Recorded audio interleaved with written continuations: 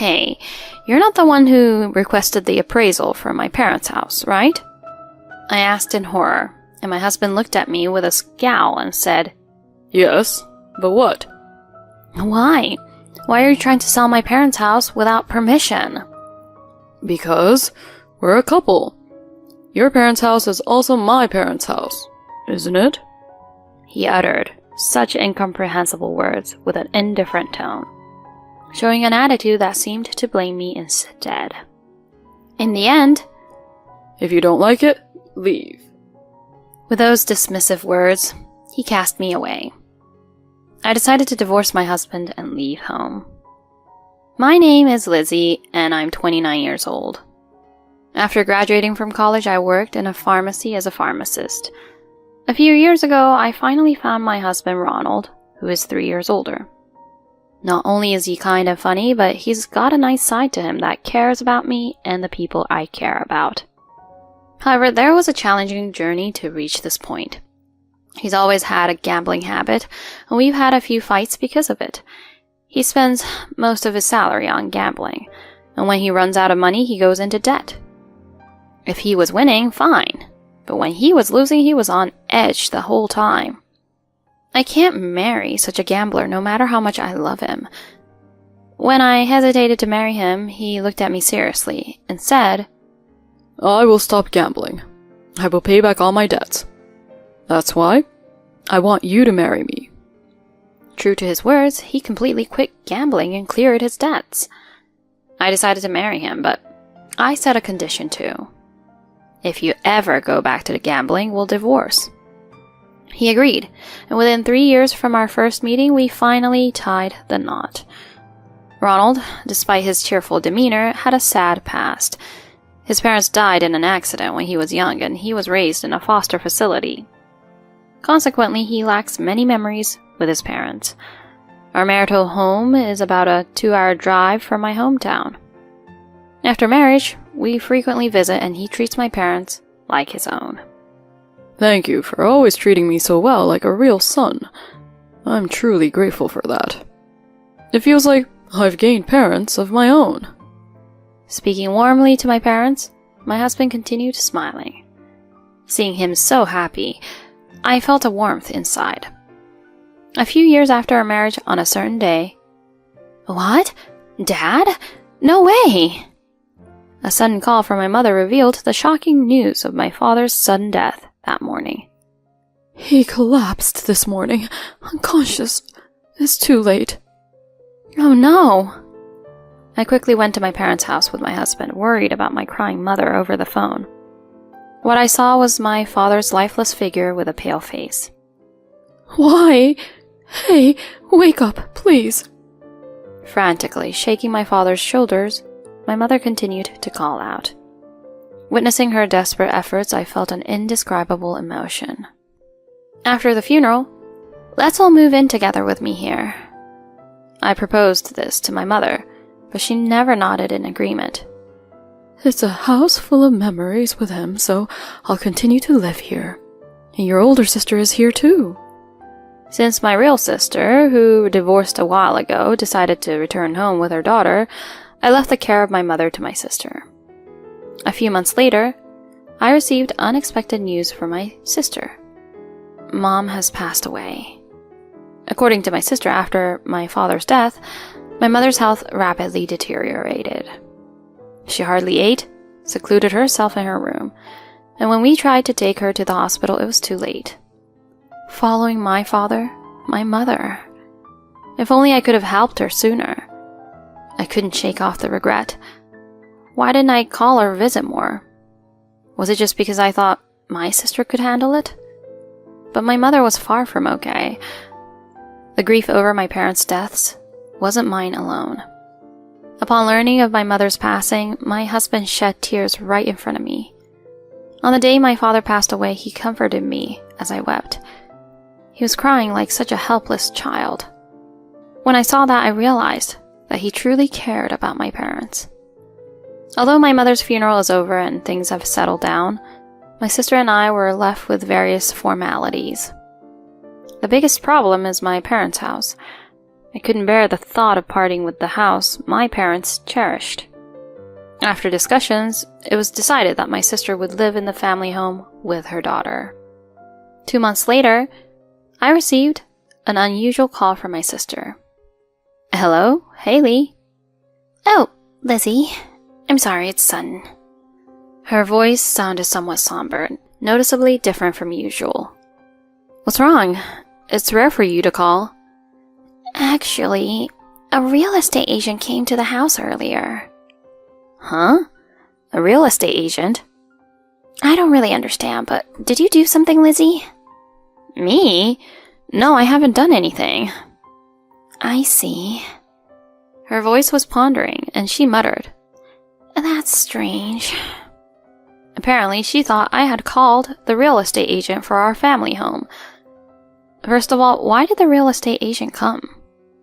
I asked my sister the most crucial question. "Well, they said, we've come to appraise the house." Appraise? Appraise means determining the value of the house, right? My sister had no intention of selling the family home, so why?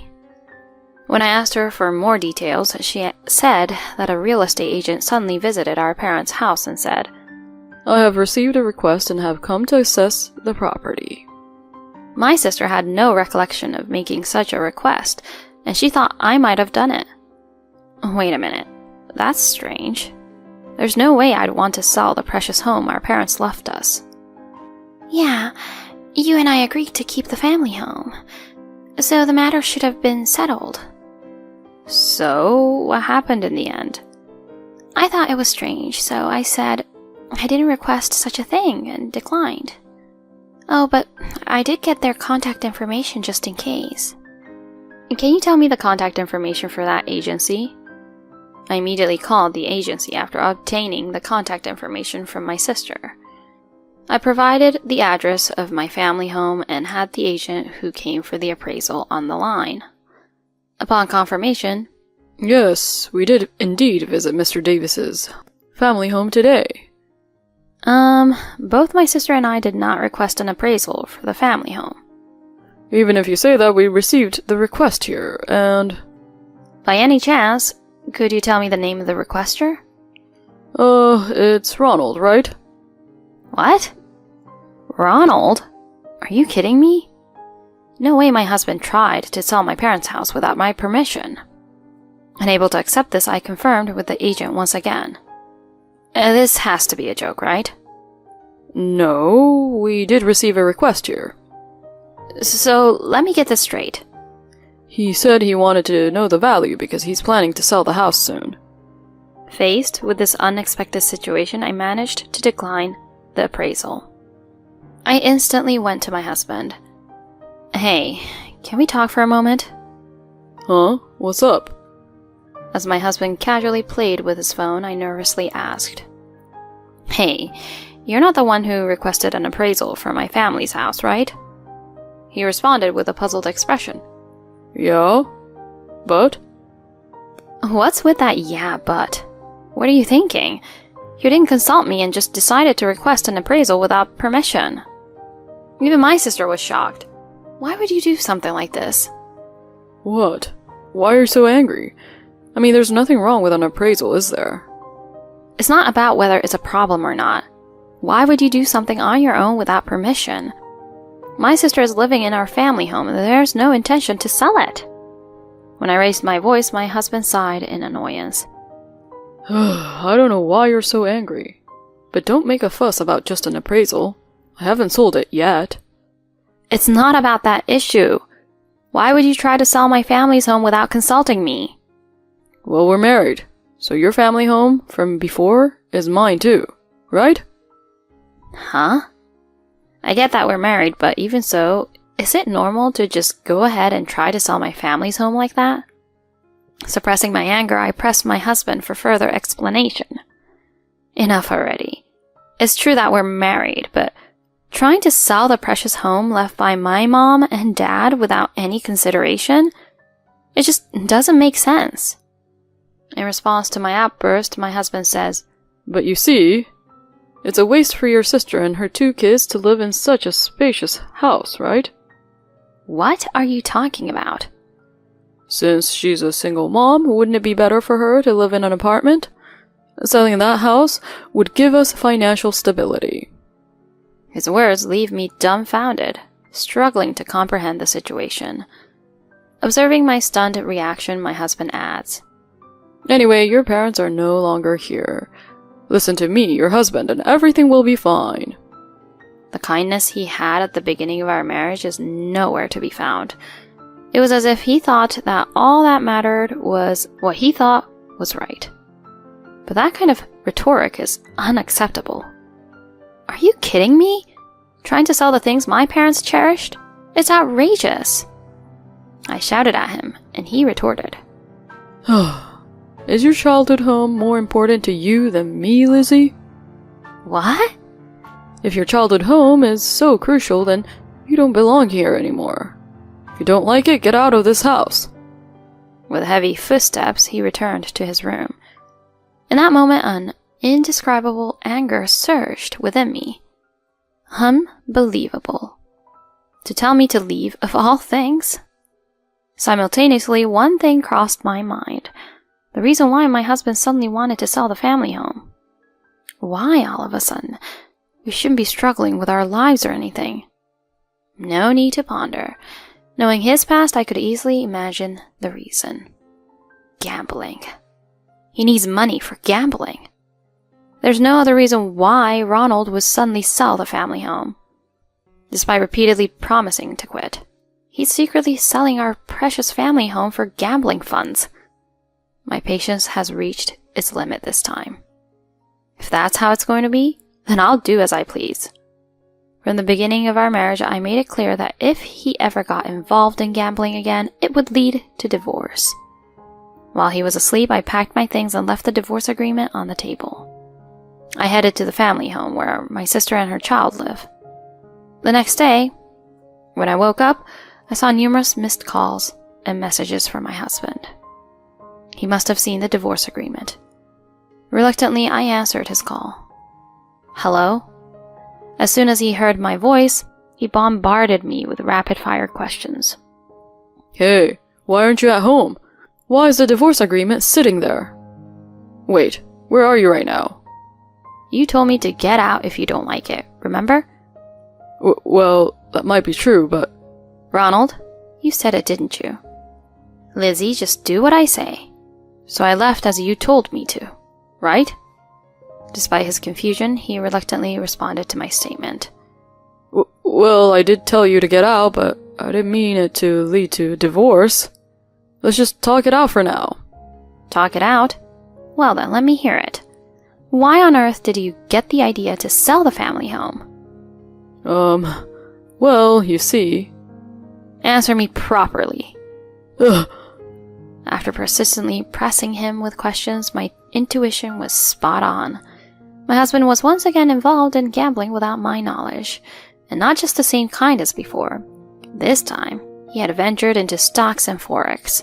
Each time he incurred losses, he took on debts, covering our living expenses to keep it hidden from me. It turned out he was burdened with debts close to $70,000. What? $70,000? Are you kidding me?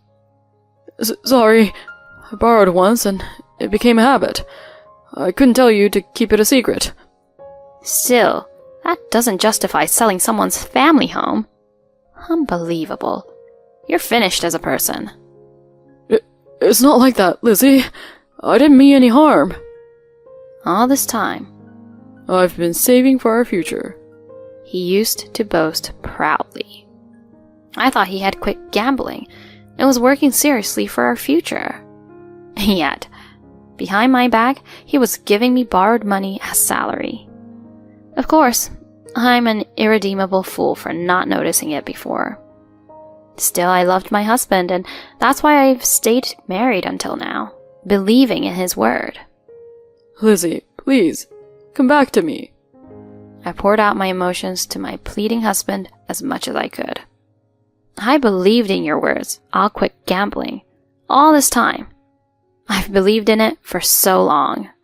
Yet nothing has changed from before we got married. I can't take it anymore. I've reached my limit.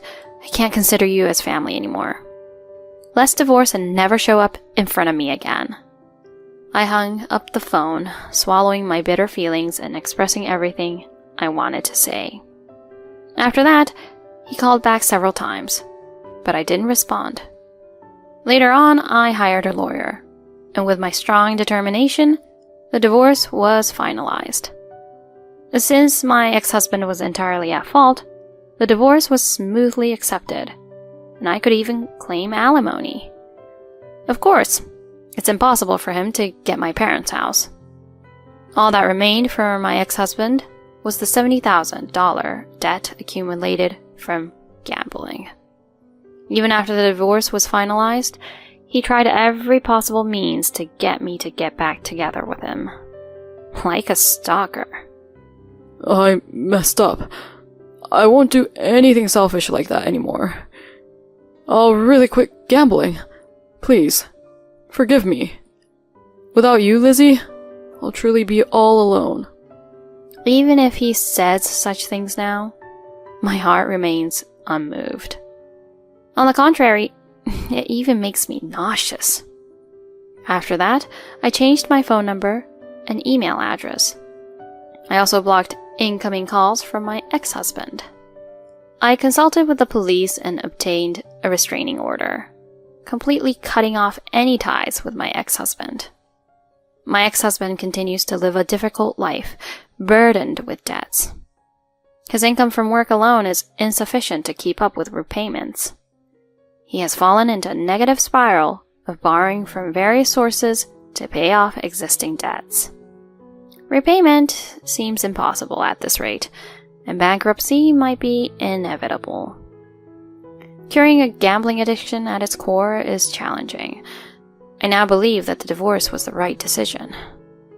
On the other hand, I am enjoying peaceful days with my sister and niece, the three of us together, in that beloved family home left by my parents. Marriage to my ex-husband might have been a mistake, but ultimately I managed to protect the house my father and mother left behind. And this is how I was able to get back to my peaceful life with my sister and my sweet niece. For the sake of my parents who raised me with care, I won't dwell on the past. From now on, I will live my life looking only forward.